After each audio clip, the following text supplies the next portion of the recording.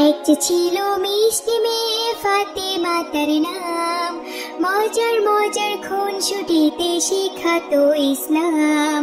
বাবা মায়ের বাধ্য ছেলে ওমর যে তার নাম, মজার মজার দুষ্টুমিতে সেও শিখাতো ইসলাম।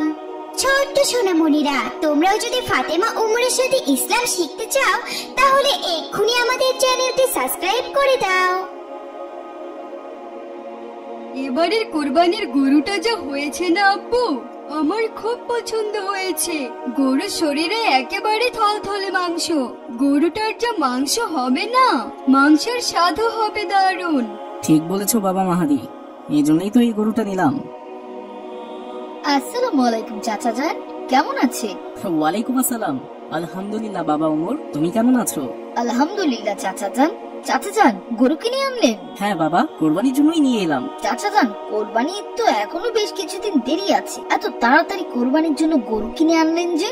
বাবা ওমর, কোরবানি করতে হয় মানুষের সব থেকে প্রিয় বস্তুটাকে। আমরা যেহেতু গরু পালন করি না, তাই প্রতি বছর গরু কিনে কোরবানি দিই। তাই কোরবানির পশুর প্রতি আমাদের তেমন একটা মায়া মহব্বত থাকে না। তাই এবার একটু আগে ভাগেই গরু কিনে আনলাম, যাতে এই কোরবানির পশুটির উপর আমাদের একটু মহব্বত জন্ম নেয়। ও, বুঝতে পেরেছি চাচা যান, গরুটা খুব ভালো হয়েছে।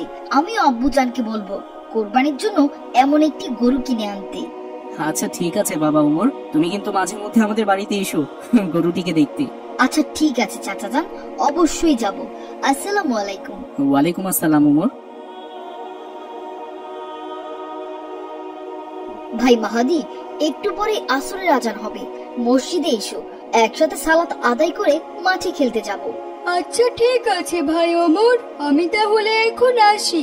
আসসালামু আলাইকুম।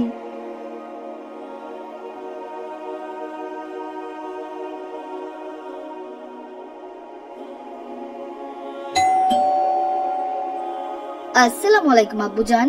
ওয়ালাইকুম আসসালাম। বাবা, ভেতরে এসো। কি ব্যাপার বাবা ওমর, কিছু কি বলবে? হ্যাঁ আব্বুজান, আজ দেখলাম মাহাদির বাবা কোরবানির জন্য বিশাল বড় একটি গরু কিনে এনেছেন। আমাদের কোরবানির গরু কবে কিনবেন আব্বুজান? এবার কিন্তু মাহাদিদের চেয়েও বড় গরু কিনতে হবে। কাল সকালে গিয়ে আপনি ওদের গরুটা দেখে আসবেন, যাতে মাহাদি বলতে না পারে ওদের কোরবানির গরু সব থেকে বড়। এই তুমি কি বলছো বাবা? কোরবানির গরু তো দেখানোর কোনো জিনিস নয়। আমরা কোরবানি করি আল্লাহ তাআলার সন্তুষ্টি লাভের জন্য, কাউকে দেখানোর জন্য নয়। এরকম নিয়ত থাকলে কোরবানি কখনোই কবুল হবে না বাবা। কেন হবে না আব্বুজান? আমরা তো সব থেকে বড় গরু কোরবানি দিব।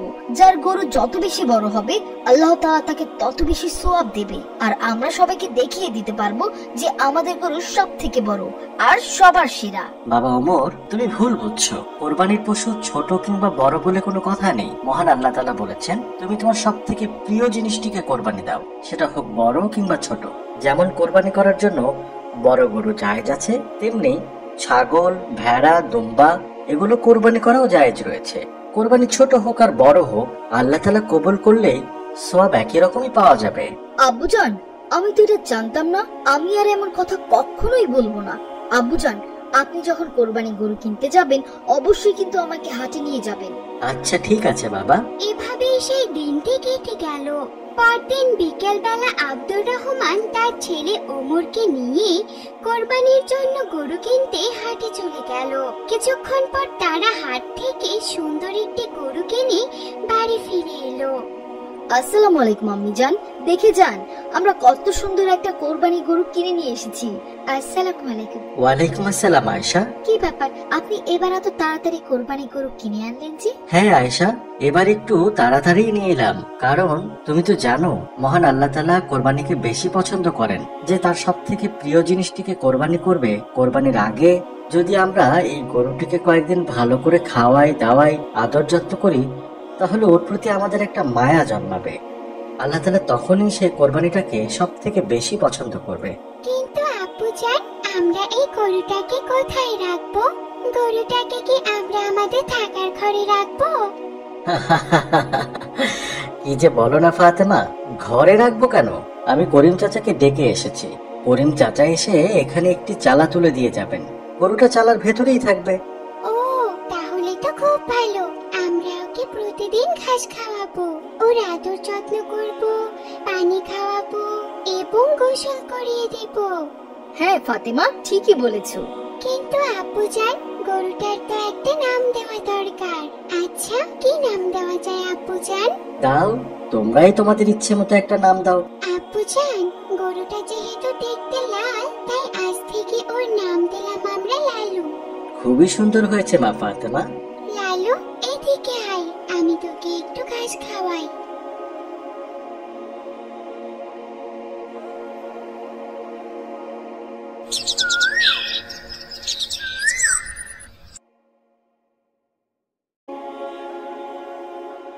ভাই মাহাদি, আমাদের গরুটা দেখেছো? গরুটা তো আনার পরও আরো একটু বড় হয়ে গেছে। কি বলো, একদিনে তোমাদের গরুটা বড় হয়ে গেল? হ্যাঁ, আমি আর ফাতেমা ওর খুব যত্ন নিচ্ছি। আমরা 3 বেলা নিয়ম করে ওকে ঘাস খাওয়াই, গোসল করিয়ে দিই এবং পানি খেতে দিই। গরুটা আমাদের খুব ভালো বন্ধুও হয়ে গেছে। আর হ্যাঁ, ওর আমরা একটা নামও দিয়েছিলাম। ওর নাম হচ্ছে লালু। ওরে বাবা, তোমরা আবার তোমাদের গরুর নামও দিয়েছো? নামটাও কি সুন্দর, লালু। আমি তো আমাদের গরুর কাছে যাই না ভাই। সারাদিনে একবার খেতে দেয়, আর মাঝে মধ্যে একটু পানি খেতে দেয়া হয়। আর কদিন পরেই তো কোরবানি দিতে হবে। কোরবানির গরুর এত আদর যত্ন করে কি হবে ভাই? এটা তুমি কোনো কথা বললে ভাই মাহাদি? সেদিন তোমার বাবা কি বলে গেল জানো? কোরবানি দিতে হয় সব থেকে প্রিয় জিনিসকে। তাহলে কি তোমার বাবাও গরুর যত্ন নেন না? আব্বু তো অফিসের কাজে ব্যস্ত থাকেন, তিনি বাসাতেই তো থাকেন না। আব্বু এসে তো সব সময় গরুর খোঁজ খবর নেয়, কিন্তু সবাই বলে যে হ্যাঁ, গরুর সেবা যত্ন করা হয়েছে। এটা কোনো কথা বললে ভাই মাহাদি? তুমি তোমার বাবার সাথে মিথ্যা কথা বলো? তুমি জানো না মিথ্যা বলা মহাপাপ? তোমরা যে এই কোরবানি গরুটিকে এত কষ্ট দিচ্ছ, আল্লাহ তাআলা তো তোমাদের উপর নারাজ হবেন আর তোমাদের কোরবানি কবুলও করবেন না। আল্লাহর কাছে যদি তোমাদের কোরবানি কবুল না হয়, তাহলে তোমাদের শুধু মাংস খাওয়াই হবে। তাই বলে কি ভাই, আজ থেকে কোরবানি গরুটির যত্ন নেওয়া শুরু করো, তাহলে তোমরা কোরবানির সম্পূর্ণ সওয়াব পাবে। বুঝেছো? এমন করে তো বিষয়টা ভেবে দেখিনি ভাই ওমর। আজকে গিয়ে আমি আমার গরুর সেবা যত্ন করা শুরু করে দেব। আমি আর ওর অযত্ন হতে দেব না। আমি এখন আসি ভাই। আসসালামু আলাইকুম। ওয়ালাইকুম আসসালাম। এভাবেই আরো বেশ কিছুদিন কেটে গেল। আস্তে আস্তে কোরবানির ঈদের দিন ঘনিয়ে আসতে লাগলো। কোরবানির গরুটি এখন ফাতেমা আর ওমরের খুব ভালো বন্ধু হয়ে গেছে। ওরা 2 ভাই বোন তো গরুটিকে ছাড়া থাকতেই পারে না। একদিন ফাতেমা আর ওমর তাদের লালুকে ঘাস খাওয়াচ্ছিল। তখনই সেখানে আব্দুর রহমান চলে এলো। আসসালামু আলাইকুম আব্বুজান।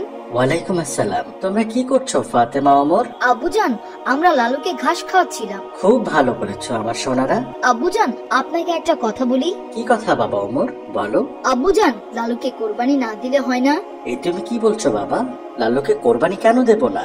আব্বুজান, ওকে প্রতিদিন এত আদর যত্ন করতে করতে ও আমাদের খুব ভালো বন্ধু হয়ে গেছে। আর বন্ধু হয়ে একজন বন্ধুকে কি করে যে কোরবানি করব, আমার ওকে কোরবানি দেওয়ার কথা মনে হলে চোখ দিয়ে পানি চলে আসে। এই তো বাবা, তোমার কোরবানির পশুর প্রতি মায়া জন্মে গেছে। এখন যদি লালুকে কোরবানি করা হয়, তাহলে অবশ্যই আল্লাহ তাআলা আমাদের এই কোরবানিকে কবুল করে নেবেন। আব্বুজান, এই কাজ করবেন না। আমি লালুকে খুব ভালোবাসি। ওকে ছাড়া যে আমার কিছুই ভাল লাগে না। শোনো বাবা ওমর, কোরবানির নিয়ম কোথা থেকে চালু হয়েছে সেটা কি তুমি জানো? না আব্বুজান। আমাদের একজন নবী ছিলেন, ওনার নাম ছিল হযরত ইব্রাহিম আলাইহিসসালাম। সর্বপ্রথম আল্লাহ তাআলা নবী ইব্রাহিম আলাইহিসসালামকে বলেছিলেন, হে ইব্রাহিম, তুমি তোমার সবথেকে প্রিয় বস্তুকে কোরবানি করো। ইব্রাহিম আলাইহিসসালাম এ কথার মানে প্রথমে বুঝতে পারেননি। এরপর আল্লাহ তাআলা তাকে আবারও বললেন, হে ইব্রাহিম, তুমি তোমার সবথেকে প্রিয় বস্তুটিকে কোরবানি করো। কিন্তু নবী ইব্রাহিম তখনও বুঝতে পারেননি। পরে আল্লাহ তাআলা তাকে আবারও বললেন, হে ইব্রাহিম, তুমি তোমার সবথেকে প্রিয় বস্তুটি কোরবানি করো। তখন ইব্রাহিম আলাইহিসসালাম আল্লাহ তাআলাকে জিজ্ঞেস করলেন, হে আল্লাহ, আমার কাছে তো সবথেকে প্রিয় আমার ছেলে। তখন আল্লাহ তাআলা বলেছিলেন, তাহলে তুমি তোমার ছেলেকেই কোরবানি করো। আল্লাহ তাআলার আদেশে ইব্রাহিম নবী কখনোই অমান্য করেননি। তখন ইব্রাহিম নবী তার একমাত্র ছেলে ইসমাইল আলাইহিসসালামকে কোরবানি করার জন্য নিয়ে যান এবং তার ছেলেকে আল্লাহ তাআলার আদেশের কথা জানান। আল্লাহ তাআলার আদেশের কথা শোনা মাত্রই ইসমাইল আলাইহিসসালাম নিজেও কোরবানি হতে রাজি হয়ে যান। তখনই ইব্রাহিম নবী তার প্রিয় ছেলেকে কোরবানি দিতে নিয়ে যান। আল্লাহ তাআলা ইব্রাহিম নবীর এমন তাকওয়া দেখে তাকে আদেশ করেন যে, হে নবী, আমার প্রতি আমি আপনার ভালোবাসাকে দেখেছি। আপনার ছেলেকে কোরবানি দিতে হবে না, তার বদলে আপনি একটি চতুষ্পদ পশুকে কোরবানি করুন। অতঃপর নবী ইব্রাহিম আলাইসাল্লাম একটি উট কোরবানি করেন। সেখান থেকেই এই কোরবানির রেওয়াজ চলে এসেছে। তাই নাকি আব্বুজান? হ্যাঁ বাবা ওমর, নবী ইব্রাহিম আলাইসাল্লাম যদি তার একমাত্র প্রিয় সন্তান ইসমাইলকে কোরবানি করতে সম্মত হন, তাহলে লালুকে আমরা কেন কোরবানি করব না বলো? ও আমাদের যত প্রিয়ই হোক, ওকে যে কোরবানি করতেই হবে বাবা।